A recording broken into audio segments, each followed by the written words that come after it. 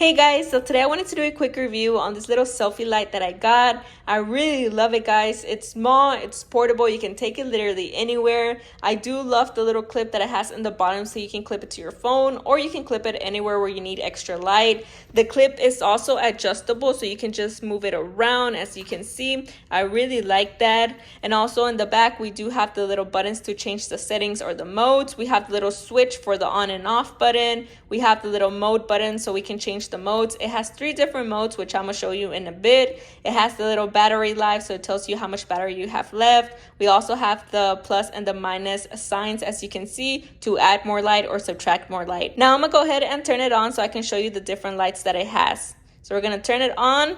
As you can see, this is the first light. We're gonna change the mode.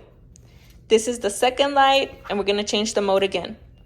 And this is the third light. Now I'm gonna go ahead and show you the plus and the minus options so you can just subtract light or add more light. I'm gonna go ahead and turn it around and then subtract the light.